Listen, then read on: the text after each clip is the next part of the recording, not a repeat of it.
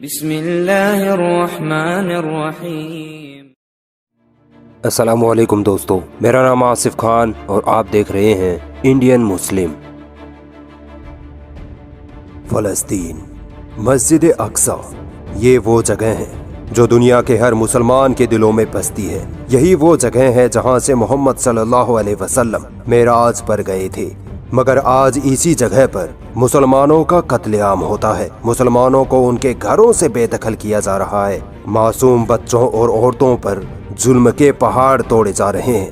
آخر اس کی وجہ کیا ہے؟ کیا ہے فلسطین کا اتہاس؟ کیا ہے مسجد اقصی کا اتہاس؟ کیا ہے اسرائیل کے بننے کا اتہاس؟ سب جانیں گے آج کی اس خاص ویڈیو میں۔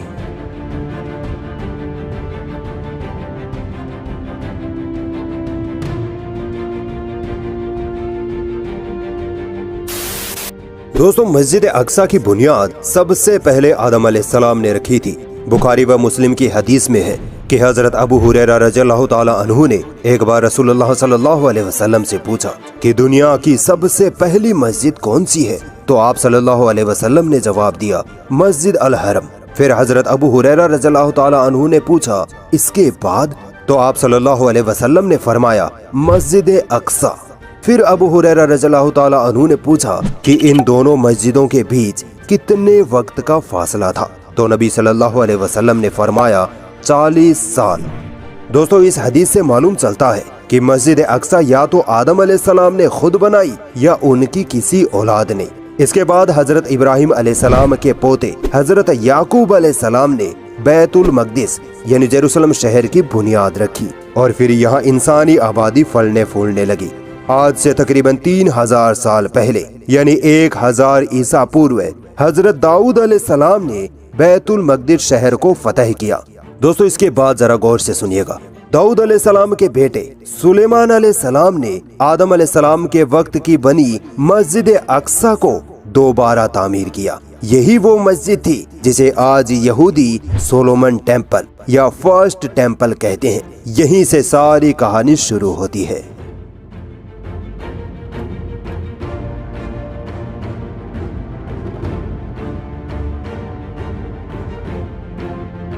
597 عیسیٰ پورو میں ایک بیبلین بادشاہ بخت نصر یروشلم شہر پر اتنا زبردست حملہ کرتا ہے کہ پورے شہر کو تباہ و برباد کر ڈالتا ہے، اور ساتھ ہی سلیمان علیہ السلام کی بنائی وہ مسجد یعنی سولومن ٹیمپل کو بھی توڑ پھوڑ دیتا ہے۔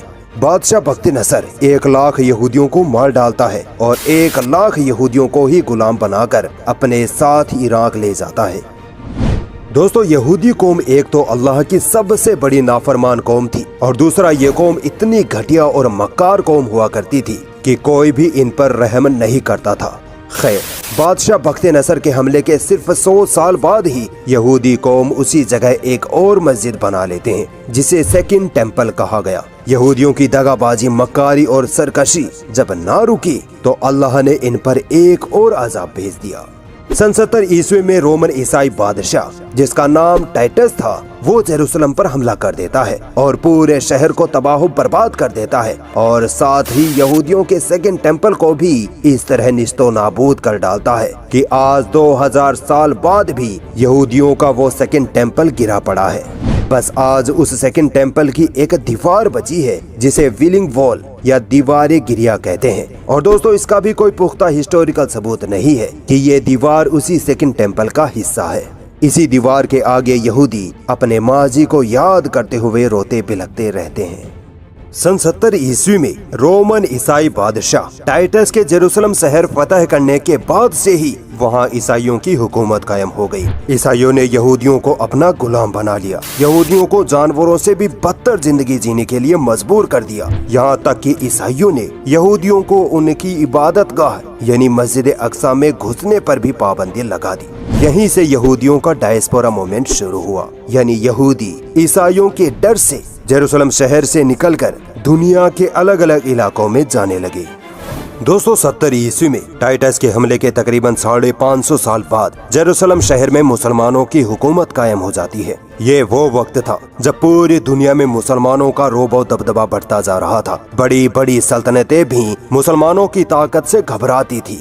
सन 637 ईस्वी में मुसलमानों ने जेरूसलम शहर फतेह करने का इरादा बनाया। जंग की तैयारियां शुरू हुई, फौज कायम की गई, मगर जेरूसलम की ईसाई हुकूमत का गला मुसलमानों की ताकत के डर से पहले ही सूख चुका था। इसीलिए ईसाइयों ने बिना जंग के ही मुसलमानों के आगे घुटने टेक दिए और जेरूसलम शहर को मुसलमानों के हवाले करने के लिए तैयार हो गए।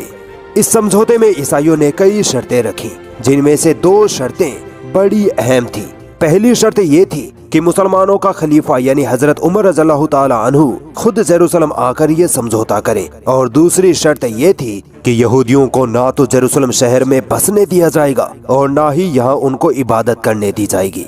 ईसाइयों ने ये शर्त जानबूझकर रखी थी क्योंकि हजरत उमर रज़ियल्लाहु ताला अन्हु पहले ही ये इरादा कर चुके थे कि जेरूसलम में हर धर्म का व्यक्ति रहेगा, उसको अपने धर्म पर चलने और इबादत करने की पूरी आजादी होगी, जबकि ईसाई ऐसा नहीं चाहते थे कि यहूदी यहाँ बसें और अपनी इबादतें करें। आखिर में समझौता ये हुआ कि यहूदियों को जेरूसलम शहर में बसने की तो इजाजत नहीं होगी, मगर वो यहाँ आकर अपनी इबादतें जरूर कर सकते हैं। यहूदी इतिहास में यहूदियों के लिए ये सबसे बड़ा खुशी का दिन था, क्योंकि तकरीबन 500 सालों के बाद कहीं जाकर उनको अपने काबा यानी उस दीवारे गिरिया के पास आकर इबादत करने की आजादी मिली थी, और ये आजादी देने वाले मुसलमान थे। मगर दोस्तों, आज देखिए यही यहूदी लोग भूखे कुत्ते भेड़ियों की तरह फलस्तीन के मासूम मुसलमानों पर हमलावर हैं, और दूसरी तरफ जिन ईसाइयों ने इनको गुलाम बनाया, इन पर जुल्म और ज्यादती की, आज ये यहूदी उन्हीं ईसाइयों के पालतू कुत्ते बने पड़े हैं। खैर, हजरत उमर रज़ियल्लाहु ताला अन्हु के दौर में जेरूसलम से ईसाई हुकूमत को खत्म कर दिया गया, मगर ईसाई अपनी इस हार को बर्दाश्त नहीं कर पा रहे थे। ईसाई हर रोज जेरूसलम को वापस मुसलमानों से छीनने के सपने देखते, और सन 1099 ईस्वी में उनका ये सपना पूरा हो गया।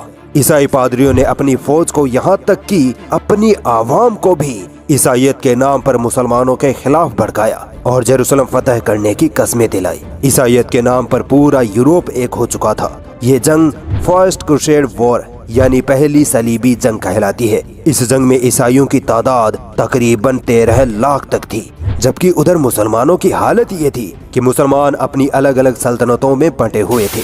यही वजह थी कि ईसाइयों ने इस जंग में मुसलमानों से बैतुल मक़दिस यानी जेरूसलम बड़ी ही आसानी से छीन लिया। इस जंग के बाद ईसाइयों ने पूरे जेरूसलम में खूनी खेल खेलना शुरू किया। मासूम मुसलमान बच्चों, औरतों, बूढ़ों, हर किसी को जो इनकी तलवार के सामने आया मार दिया। तकरीबन 70,000 मुसलमानों को ईसाइयों ने कत्ल किया था। जेरूसलम पर कब्जा करते ही ईसाइयों का सबसे घिनौना रूप तब सामने आया जब ईसाइयों ने मस्जिद अक्सा में घोड़ों का अस्तबल बनाकर वहां घोड़े बांध दिए, जुआ खाना लगाया, मस्जिद अक्सा में बैठकर शराब पीते और नंगी लड़कियां नचाते। मगर दोस्तों, ईसाइयों की ये अय्याशियां ज्यादा दिनों तक ठहर ना पाई। सन 1187 ईस्वी में अय्यूबिद सल्तनत के सिपह सालार सुल्तान सलाहुद्दीन अय्यूबी ने हित्तीन की जंग में ईसाइयों को बुरी तरह से शिकस्त देकर बैतुल मक़दिस फतह कर लिया। इसके बाद से यानी 1187 से 1917 ईस्वी तक जेरूसलम पर मुसलमानों की ही हुकूमत कायम रही। अब यहाँ फर्क देखिए, एक तरफ जब ईसाइयों ने जेरूसलम फतह किया तो इन जालिमों ने जुल्म की सारी हदें पार कर डाली, लाखों मासूम मुसलमानों का कत्लेआम किया, जबकि दूसरी तरफ हजरत उमर रज़ियल्लाहु ताला अन्हु और सुल्तान सलाहुद्दीन अय्यूबी दोनों ने बैतुल मक़दिस फतह करने के बाद भी ईसाई और यहूदी आवाम को एक खरोच भी नहीं पहुंचाई, बल्कि उनको फलस्तीन में रहने की आजादी भी दी। हित्तीन की जंग के बाद सुल्तान सलाहुद्दीन अय्यूबी ने मस्जिद अक्सा में लकड़ी का एक मिंबर रखवाया था, जो कि 1969 तक खुतबे के लिए इस्तेमाल होता रहा। मगर 1969 में माइकल रोहान नामी एक यहूदी ने साजिशन मस्जिद अक्सा में आग लगा दी, जिसकी वजह से मस्जिद अक्सा का कुछ हिस्सा और सलाहुद्दीन अय्यूबी का रखवाया वो बेशकीमती मिंबर भी जलकर खत्म हो गया। दोस्तों, सल्तनत उस्मानिया का नाम तो आपने जरूर सुना होगा। यही वो सल्तनत थी जिससे ईसाई हुकूमतें थर थर कांपती थी, मगर आखिर में सल्तनत उस्मानिया बहुत कमजोर हो चुकी थी। इसीलिए सन 1917 में फर्स्ट वर्ल्ड वॉर के साथ ही ब्रिटिश हुकूमत ने सल्तनत उस्मानिया के टुकड़े टुकड़े कर दिए। बैतुल मकदिस भी उस्मानिया सल्तनत का ही हिस्सा था, मगर चूंकि बैतुल मकदिस पर ईसाई, यहूदी और मुसलमान तीनों कब्जा करना चाहते थे, इसीलिए अंग्रेजों ने या यूएन ने बैतुल मकदिस पर अपना कब्जा जमा लिया। यहीं से फिर फलस्तीनियों के साथ धोखाधड़ी, जालसाजी और हद दर्जे का निकम्मापन शुरू हुआ। एक तरफ यूएन ने अरबों से ये वादा किया कि हम बैतुल मकदिस आपके हवाले करेंगे, और दूसरी तरफ यही अंग्रेज यहूदियों के साथ बंद कमरे में ये साजिश रच रहे थे कि हम यहूदियों को फलस्तीन में लाकर बसाएंगे और यहूदियों का एक नया देश बनाएंगे। और फिर वही हुआ जिसका डर था। अंग्रेजों ने दुनिया भर से यहूदियों को फलस्तीन में ला लाकर बसाना शुरू कर दिया। देखते ही देखते फलस्तीन में यहूदियों की ताकत इतनी बढ़ गई कि उन्होंने वहाँ के मुसलमानों को उन्हीं के घरों से बेदखल करके उनके घरों पर कब्जा कर लिया। लाखों फलस्तीनी मुसलमान अपने ही देश में कैंपों में बदतरीन हालत में जिंदगी गुजारने पर मजबूर हो गए। लाखों फलस्तीनी मुसलमानों को कत्ल कर दिया गया। सन 1948 आते आते जैसे ही फलस्तीन पर ब्रिटिशर्स का कंट्रोल कमजोर होता है, यहूदी मौका पाकर फलस्तीन पर कब्जा कर अपनी आजादी का ऐलान कर देते हैं। इसी ऐलान के बाद फर्स्ट अरब इजराइल जंग शुरू हुई, जिसमें अमेरिका, फ्रांस और चेकोस्लोवाकिया जैसे देशों ने जदीद हथियारों से इजराइल की मदद की, जिसकी वजह से फलस्तीन का लगभग 70% हिस्सा यहूदियों के कब्जे में चला गया। सन 1967 में फिर से सेकेंड अरब इजराइल जंग छिड़ जाती है, और इस बार भी अमेरिका, फ्रांस जैसे देश इजराइल का साथ देते हैं, जिसकी वजह से लगभग सारा ही फलस्तीन इजराइल के कब्जे में चला जाता है, जिसमें बैतुल मकदिस भी शामिल था, सिवाय वेस्ट बैंक और गाजा पट्टी के। इसके बाद से अब तक इजराइल फलस्तीनी मासूम मुसलमानों पर जुल्म और ज्यादती की सारी हदें पार कर चुका है।